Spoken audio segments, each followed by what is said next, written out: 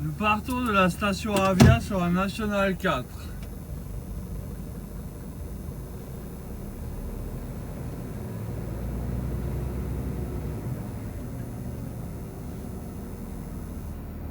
Cet hiver, on mettra beaucoup moins de printemps. Et quel effet sur les récoltes de cet été? Voilà, moi j'ai la question, j'ai pas la réponse. Nous sommes à 50 km de Paris. Nous dirigeons vers l'est. Dans 50 mètres, rejoindre N4. Qui va être très violent, comme ce qu'on a vécu nous dans la seconde moitié de l'année 2020 par exemple. À ce moment-là, coût des prix des matières premières, au moment où il va falloir recharger. Continuez sur N4 pendant 90 km. Voilà. Donc il y a seconde moitié de l'année, moi je fais, ça veut dire que Nous sommes le 4 février 2023, il est 9h19 et 9 degrés Celsius. Où est passée la déflation qu'on nous annonçait en 2019? En 2019, on nous disait que c'est la grande menace des années 2020, c'est la déflation. Elle est passée où? Elle est quand même bon.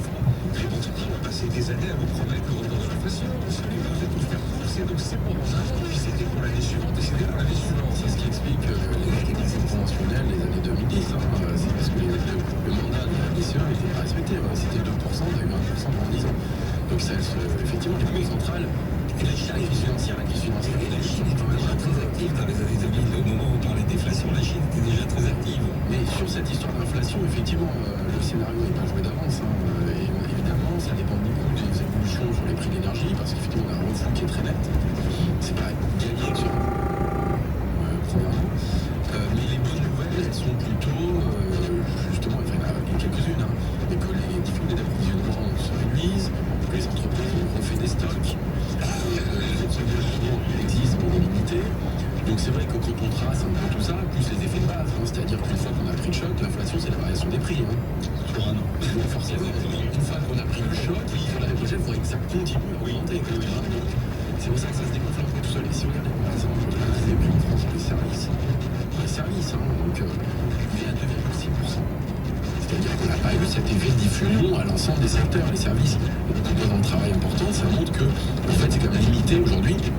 Sur les 6% d'inflation qu'on a en France, on en a à peu près 4 points qui sont liés à l'alimentaire et à l'énergie. 4 points parce que vous avez une inflation alimentaire de 13% et 15 ou 16% dans l'énergie. Vous pondérez tout ça, ça vous montre que c'est quand même très concentré là-dessus. Il y a une diffusion, mais qui reste assez limitée. Donc c'est vrai que tout va dépendre des évolutions en fait, géopolitiques sur la question de l'énergie et l'évolution sanitaire aussi, parce que là on voit que les difficultés d'approvisionnement se réduisent beaucoup parce que la Chine en roule. Mais est-ce que c'était la réversibilité? Juste quelques mots et on continue après la pause dans Victory. On est passé à la récession parce qu'effectivement, il y a 2 mois, on était tous d'accord qu'on avait des indicateurs d'inflation au rouge. On se demandait comment l'Amérique allait éviter la récession, comment l'Allemagne pourrait se remettre de l'absence de gaz russe avec une économie très lourde en industrie et très énergivore. Et puis on a l'impression que tout se passe beaucoup bien. On a eu la chance. C'est de la chance. On a eu la chance parce qu'il n'y a pas fait froid. Ça joue un rôle tout à fait important. Il ne faut pas le négliger. Donc on a eu du gaz et les prix du gaz du coup ont commencé à refluer. Et on a eu du gaz donc on a pu continuer à produire. Quand on regarde les productions industrielles, la résistance est assez impressionnante. Et toute la question c'est de savoir est-ce que finalement ou est-ce que c'est reporté dans le temps simplement? Et là, on retombe sur la question de l'inflation avec une question majeure qui est est-ce qu'on va pas avoir un moment une chute brutale de la consommation? C'est le seul mauvais chiffre du 4e trimestre 2022. Est-ce qu'on va pas avoir un moment une chute brutale de la consommation? Le distributeur nous annonce un mars sur les prix. On sait que aux États-Unis plus qu'en Europe, les ménages ont tiré les marges. Est-ce qu'il n'y a pas un moment où ça va Parmi les éléments effectivement qui vont être inflationnistes, il y a l'inflation de février-mars à la suite des précisions de distribution. En tout cas, cette récession que l'on voit, c'est la garde qui vient de dire, je vais très traité par beaucoup de réformes précédentes, et c'est ce que se dit le Conseil d'orientation des retraites en disant les dépenses de retraite vont être stabilisées par rapport au PIB. Sauf que, d'accord, mais sauf que il y a quand même un déficit et que l'état de l'économie française ne permet pas de générer suffisamment de recettes qui vont équilibrer le système de retraite. Moi, ce qui me frappe, c'est qu'à chaque fois que le rapport du corps change et dit qu'il va y avoir plus de déficit parce que les hypothèses sont réactualisées et sont plus réalistes, à chaque fois on nous dit, alors au départ on nous disait non, il n'y a pas de déficit et on prenait les hypothèses qui arrangeaient pour dire il n'y a pas de déficit. Maintenant que tout le monde dit il y a un déficit pendant 25 ans, c'est un petit déficit, 0,5% du PIB rien que pour les retraites, alors qu'on a des besoins immenses dans tous les autres services publics. Ah, mais alors ça c'est intéressant, parce que vous voyez, Christian dit 0,4%, vous dites 0,4%, en disant ça que c'est pas grave, ça, 0,5%. Et donc Christian dit pas grand-chose, c'est ça que j'entends chez Christian. Alors, et vous-même vous dites c'est énorme. Ce qui est marrant, c'est que on ne s'interroge pas sur quelles sont les hypothèses qui amènent à ce déficit d'à peu près 0,5%. D'abord, il est fondé sur des hypothèses de productivité qui ne sont absolument pas vérifiées en ce moment. Vous savez qu'en ce moment, la productivité baisse. Le corps fait l'hypothèse que la productivité va augmenter de 1%. Avant, c'était parmi ces scénarios les plus pessimistes. Maintenant, ce n'est même plus le scénario le plus pessimiste. Donc on continue à regarder 1%, ce n'est pas réalisé en ce moment. Ensuite, qu'est-ce qui fait que ce déficit a l'air limité? C'est parce que les pensions vont énormément baisser par rapport aux revenus des actifs, parce que les précédentes réformes, la réforme la plus heureuse et qui est paradoxalement la mieux passée, c'est la réforme Balladur. On a dit aux Français, non, vous allez travailler un peu plus longtemps, 37 à 40 ans de cotisation, 37 années et demie à 40 ans, mais surtout, on va vous indexer vos pensions sur l'inflation et non pas sur le revenu des actifs. On organise la baisse relative du pouvoir d'achat des retraités sur celui des actifs, et cette baisse est impressionnante en fonction des hypothèses économiques, et donc tout le monde fait l'hypothèse que cette baisse aura lieu et que les politiques ne stopperont pas cette baisse. On sait que c'est les retraités qui votent en France, ça me paraît être une hypothèse totalement irréaliste. Christian Marc a raison, je partage tout à fait ce point de vue.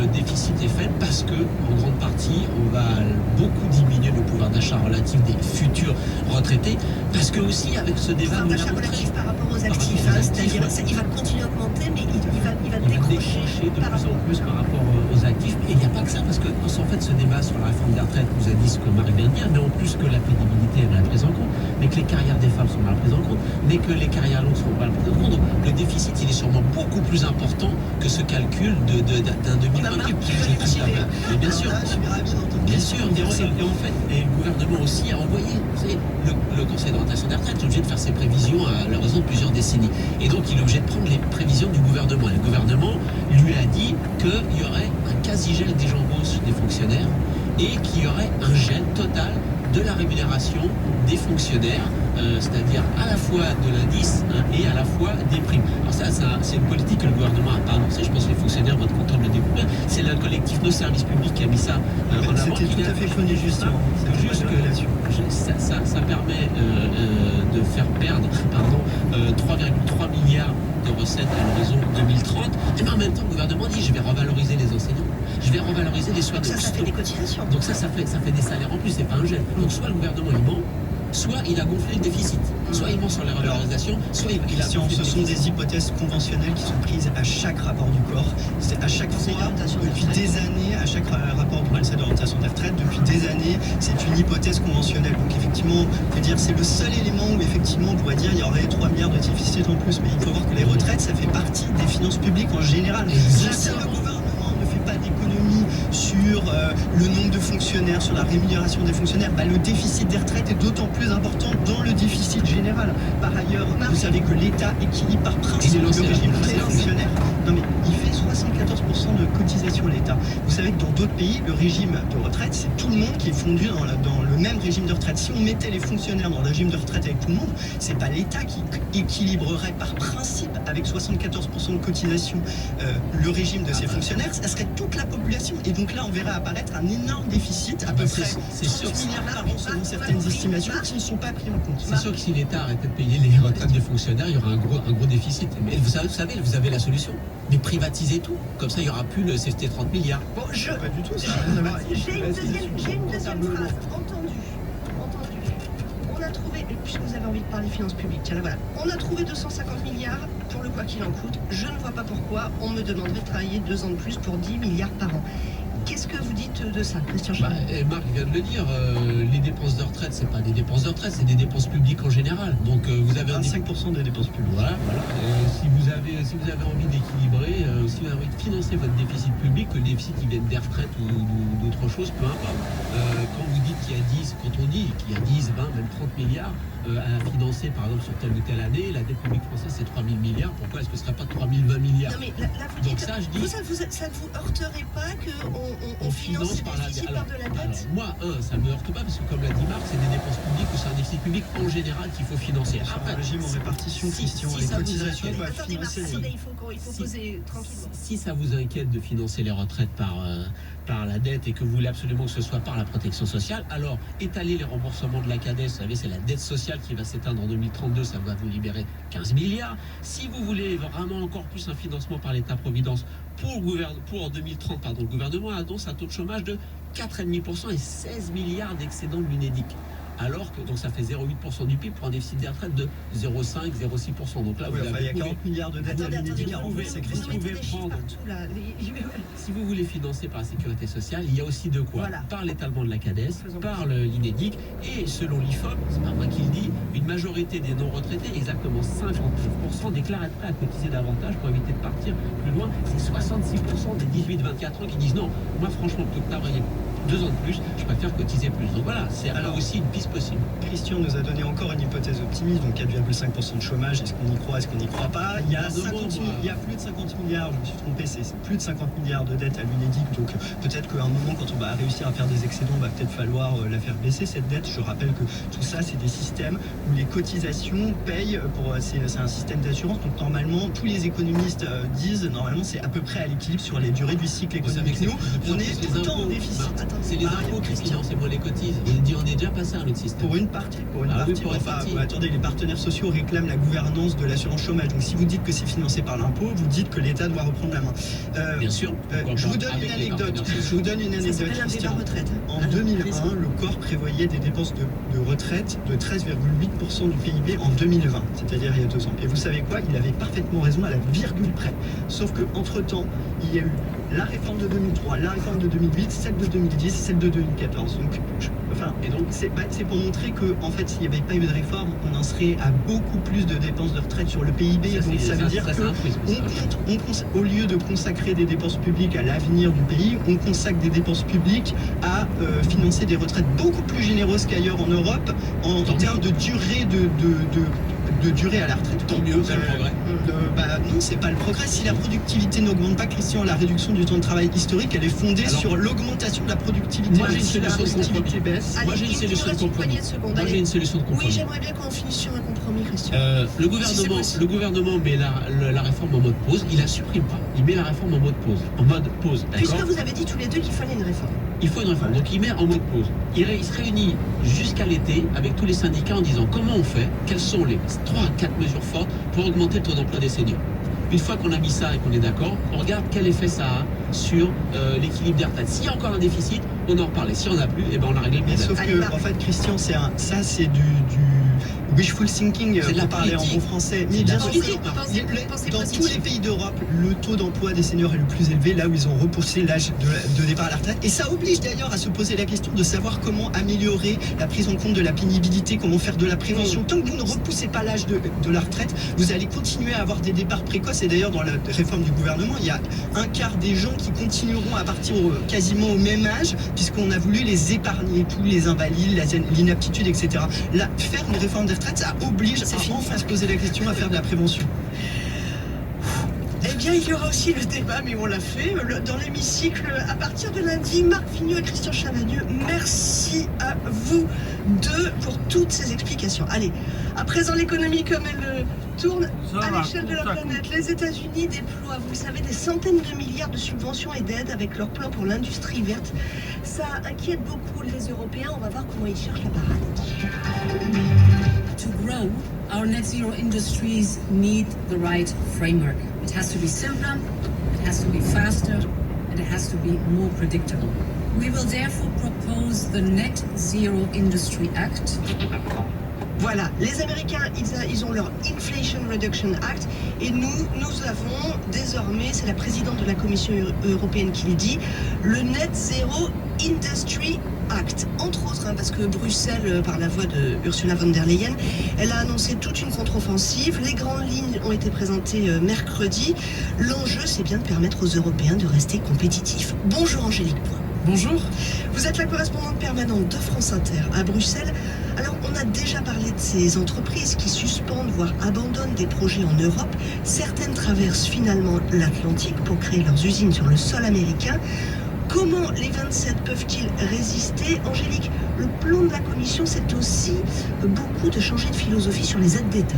Oui, car ce n'est pas dans l'ADN de Bruxelles d'alimenter la course aux subventions, mais les règles qui ont déjà été assouplies vont tout de même subir un nouveau lifting, avec une simplification des procédures, des subventions importantes pour les secteurs qui risquent d'être délocalisés, batteries, éoliens, solaires. Alors attention, ce n'est pas non plus open bar et surtout, cet allègement est temporaire. Là-dessus, la redoutable commissaire à la concurrence, Margrethe Vestager, a répété que ce serait temporaire une bonne dizaine de fois lors de son point de presse. Et pour éviter que les États les plus riches, comme l'Allemagne, n'en profitent trop pour booster leur propre industriel, elle propose quelques garde-fous. D'abord, les régions les moins développées auront des plafonds d'aide plus élevés que les autres et puis les projets seront mieux subventionnés s'ils associent plusieurs États. Mais si une entreprise se voyait offrir $1 milliard par exemple pour ouvrir une usine de batterie aux États-Unis, eh bien un État européen pourra lui offrir la même chose. Ça, c'est quand même un changement profond de stratégie. Pour soutenir cette nouvelle filière industrielle verte européenne, Bruxelles propose aussi de réorienter certains fonds non utilisés. Il reste 220 milliards d'euros de prêts disponibles dans le grand emprunt européen post-Covid. Enfin, la Commission annonce bien la création à plus long terme d'un futur fonds de souveraineté spécifique, mais renvoie la discussion à plus tard. C'est un terrain, il faut l'avouer, miné. Et tout cela, c'est la base de travail pour les dirigeants des 27 pays de l'Union qui se retrouvent dans quelques jours la semaine prochaine. Mais Angélique, on entend pas mal de critiques entre ceux qui estiment que la Commission ne va vraiment pas assez loin et puis ceux qui redoutent qu'un régime d'aide d'État trop souple favorise les plus riches. Ça va pas être un débat facile là encore. Ça fait des semaines qu'il y a des tensions. Il y a les pays que la perspective même lointaine d'un nouvel emprunt commun horripile, les pays dits frugaux. Certains d'entre eux estiment aussi que la compétitivité de l'Union ne peut pas être construite sur une course aux subventions. Du côté des pays les plus faibles, je pense à l'Italie, on s'inquiète du risque que les plus riches, qui empruntent encore à des taux supportables, Allemagne, France, pour ne pas les citer, ne favorisent de façon excessive leur propre industrie grâce aux aides d'État. Et quand on évoque les 220 milliards d'euros de prêts disponibles, à taux intéressants dans lesquels ces pays-là peuvent piocher, eh bien ils rétorquent non sans raison que ces fonds étaient déjà fléchés pour l'éolien ou le solaire. C'est donc pour certains du simple recyclage. Angélique Poin avec nous de Bruxelles.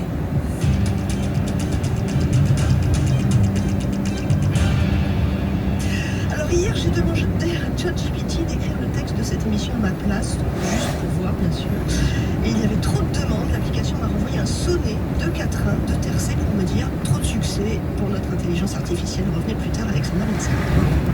ChatGPT a été lancé en novembre dernier. Depuis, l'engouement est mondial. Et il va de pair avec les grandes questions existentielles. Et si on n'arrivait plus à différencier les textes écrits par l'IA de ceux rédigés par les humains? Et à quoi vont servir les études? Et si ChatGPT travaillait à notre place? Eh bien ça, c'est notre sujet ce matin. L'intelligence artificielle peut-elle nous remplacer au boulot? Nous nous posons la question avec notre reporter Anaël Verzo, qui a rencontré Serge et James. On se trouve à Vincennes, chez Serge et Loire, et vous êtes architecte. Voilà, donc je suis architecte, designer. Et alors, grâce à votre fils, je crois, qui est là, et qui est en école d'ingénieur, vous avez découvert ChatGPT. Mon fils, tout simplement, me dit papa, j'ai des messages, voilà, ça fait 3 nuits que je dors plus. Je lui dis ah bon, c'est une nouvelle copine. On fait ouais, c'est à peu près ça, mais elle s'appelle ChatGPT. Ah bon, c'est curieux comme nom. Alors en français GPT, mais GPT, ouais. Vous avez essayé? Alors après, effectivement, j'ai passé un peu de temps dessus et puis je me suis dit, est-ce que je peux m'en servir dans mon métier? Donc je me suis rappelé d'un projet que j'avais fait à New York en 92. Quelle est la question que vous avez posée? Voilà. Je voulais créer un bâtiment, une nouvelle structure qui permettrait aux gens de tester leur santé. Quel pourrait être le cahier des charges techniques et ce qu'on doit mettre dans ce projet pour le faire vivre, pour le faire naître. Et alors là, ChatGPT vous répond? Alors ChatGPT me répond, mais à la vitesse de l'éclair en l'espace de 3 minutes, et il me détaille ça en 10 points. Il a fait le boulot en 5 minutes que j'ai mis 10 jours à faire. Alors ça m'a bluffé, oui, parce qu'effectivement c'est un gain de temps énorme. Je pense que c'est un assistant incroyable à l'acte de faire, à l'acte de créer, quoi. On se rendu compte qu'il y avait quelque chose qui se passait. C'est une petite révolution quand même. Donc rien ne sera plus pareil après.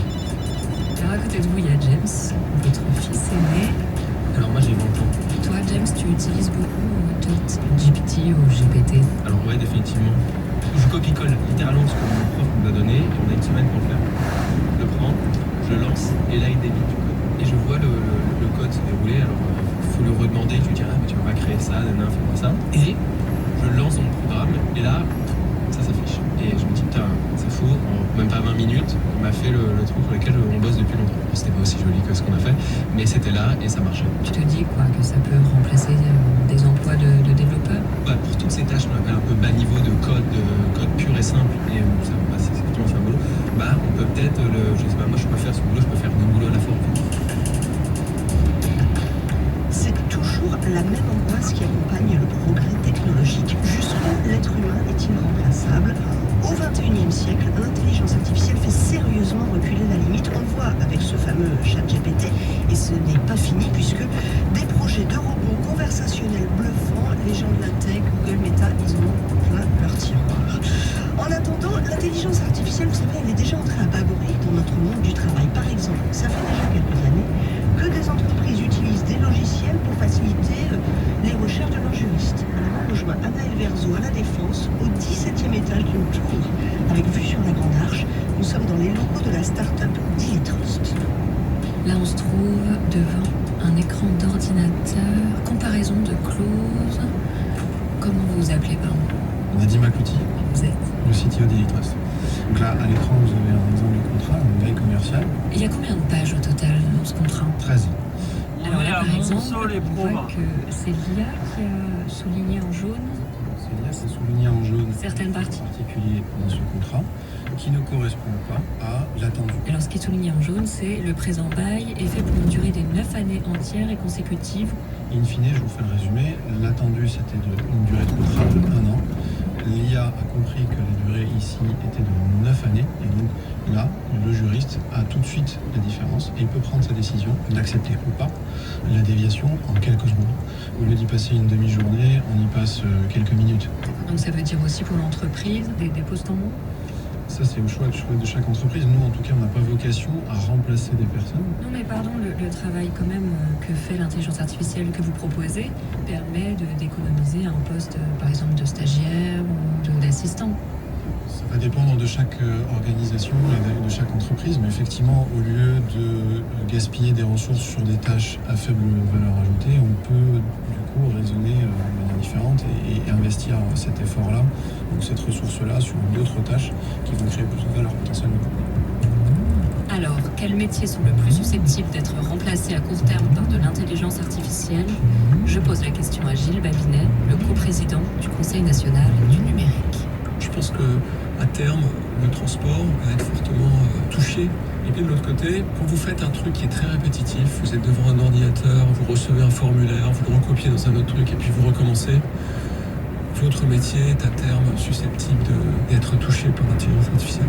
Il y a une étude qui avait été menée par IBM en 2019 qui disait que l'intelligence artificielle pourrait entraîner la destruction de 120 millions d'emplois. Est-ce que ce chiffre est toujours valable aujourd'hui? Est-ce qu'il a un sens selon vous? Oui, il y a peut-être 120 millions d'emplois qui vont disparaître, mais il y aura probablement 120 millions d'emplois, voire plus, qui vont être créés par ailleurs. Il y a tout un tas de choses qu'on ne peut pas faire aujourd'hui parce que c'est trop cher, qu'on va pouvoir faire. Par exemple, planter des millions d'arbres pour saisir du carbone, c'est trop cher. On ne sait pas le faire, on essaie de le faire en Afrique, c'est trop cher, c'est très compliqué à faire. Vous allez avoir des petits robots qui vont pouvoir le faire, et puis il faudra les assister avec des réparateurs de robots, des gens qui vérifient que c'est bien fait, etc. Tout un tas de choses qu'on est incapable de faire aujourd'hui, qu'on pourra faire grâce à l'intelligence artificielle. On va peut-être pouvoir faire de l'agriculture complètement sans intrants, extrêmement vertueuse, etc., avec des processus qui sont totalement nouveaux. robots parce qu'on aura des robots qui seront capables de travailler jour et nuit dans les champs, ce qu'on ne sait pas faire aujourd'hui parce que c'est trop cher.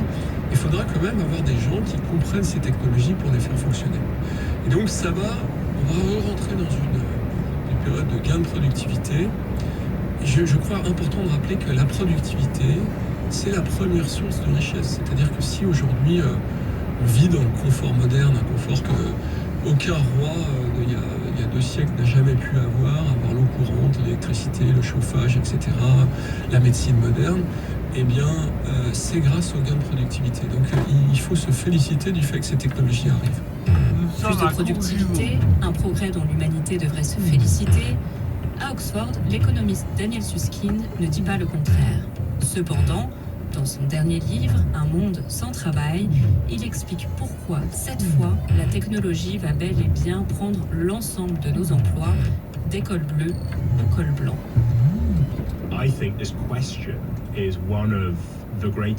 Je pense que cette question est l'une des plus grandes questions de notre époque et nous ne la prenons pas suffisamment au sérieux. Chaque jour, nous entendons des histoires de systèmes et de machines qui réalisent des tâches, des activités que nous pensions jusqu'à présent réalisables uniquement par des humains. Comme de faire des diagnostics, conduire des voitures, rédiger des contrats, concevoir des bâtiments, composer de la musique et aussi écrire des reportages. Ça signifie la menace d'un monde où il n'y a pas assez de travail pour les hommes. Un monde où cette ère du travail arrive à sa fin, à cause des changements technologiques incroyables qui sont en train de se déployer tout autour de nous. Et ChatGPT, il en pense quoi? Eh bien, je vous propose de lui poser la question. ChatGPT, peux-tu me dire si tu vas voler tous nos emplois? Non, je suis un outil développé par OpenAI pour aider les gens en fournissant des informations et en résolvant des tâches. Les humains restent nécessaires pour diriger et superviser les technologies telles que moi. Avec l'intelligence artificielle, quels emplois demain pour les humains? C'était le reportage d'Anaël Verzo. France Inter. On n'arrête pas l'écho. Alexandra Ben Saïd. Pour emmener plus loin la réflexion, notre invité ce samedi est un économiste américain superstar, l'homme qui a prédit 2 ans avant 2008 la crise des subprimes aux États-Unis. Monsieur Catastrophe s'est alors moqué Wall Street, Dr Doom. Bonjour Nouriel Roubini.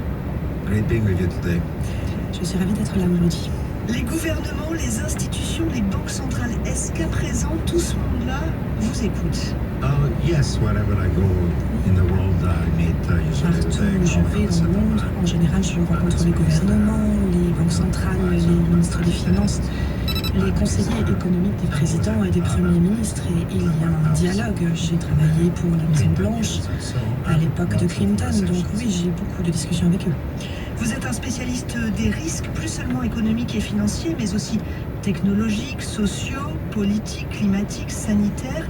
Et vous voyez planer au-dessus de nos têtes 10 méga-menaces. Méga-menaces, c'est le titre de ce livre aux éditions Buchet-Chastel. Nouriel Roubini, vous pensez que la planète se dirige aujourd'hui vers la pire catastrophe économique depuis la Seconde Guerre mondiale, ni plus ni moins? Yes, we do have significant economic, monetary, financial risks. Faisons face à des menaces significatives, monétaires, financières, et des problèmes en fait qui n'existaient pas ces dernières années sont en train d'apparaître. Jusqu'à il y a 2 ans, personne ne se souciait de l'inflation.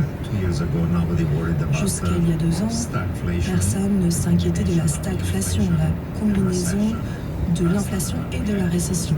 La dernière fois que ça s'est produit, c'était dans les années 70, quand il y avait eu les 2 chocs pétroliers de 73 et 79. Donc je pense que les jeunes générations sont en train de prendre conscience de ces problèmes, l'inflation, la stagflation et le risque d'un endettement et d'une crise de la dette extrêmement grave qui n'était pas très concret pendant les 20 dernières années.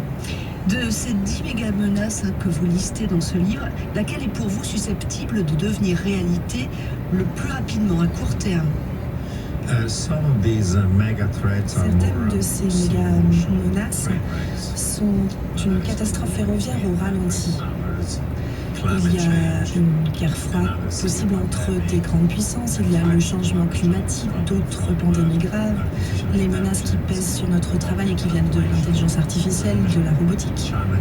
Et bien sûr, à court terme, les défis auxquels nous faisons face, ce sont cette inflation très forte, le risque d'une récession grave, la stagflation, à cause de plusieurs chocs d'offres négatifs, l'impact du Covid sur l'approvisionnement et sur les chaînes d'approvisionnement au niveau mondial, l'impact du prix des matières premières, l'impact de l'invasion brutale de la Russie en Ukraine et aussi la politique zéro Covid en Chine qui a créé là aussi un impact très fort sur l'approvisionnement au niveau mondial. Ça, c'est à court terme. Maintenant, nous sommes dans le pire de la situation des années 70, c'est-à-dire que nous avons un choc d'offres négatifs et en même temps, nous avons des taux d'endettement extrêmement forts. Et en plus, on a aussi une dépression géopolitique à laquelle on est confronté actuellement, avec beaucoup de puissances révisionnistes, la Chine, la Russie, l'Iran, la Corée du Nord et même le Pakistan, qui sont en train de remettre en cause le cadre et l'ordre du commerce mondial et de la sécurité géopolitique, l'ordre créé par les États-Unis et ses alliés. Donc la période actuelle ressemble plutôt aux années 30, où il y avait des rivalités globales qui ont fini par conduire à la guerre. Mais je reviens à l'inflation. Aux États-Unis, en décembre, l'inflation a ralenti. En France, on pense qu'elle va atteindre un pic et puis elle sera redescendue vers les 5% d'ici cet été. Une forme d'atterrissage en douceur. Ça, vous n'y croyez pas du tout? C'est vrai que l'inflation a connu un pic. Aux États-Unis et en Europe, elle était plus proche de 10%, alors que maintenant elle se rapproche plutôt de 5 ou 6%. Pour descendre autour de 5-6%, ce sera facile, mais descendre à 2%, qui est l'objectif de la Banque centrale, ça, ce sera beaucoup plus difficile, pour de nombreuses raisons. D'abord, parce que le prix des matières premières, pour de nombreuses raisons, va rester élevé et va même monter encore. Deuxième raison, l'inflation des salaires va continuer à augmenter. Le taux d'intérêt va monter, celui des emprunts pour acheter une maison, les emprunts des familles, mais aussi les emprunts des entreprises.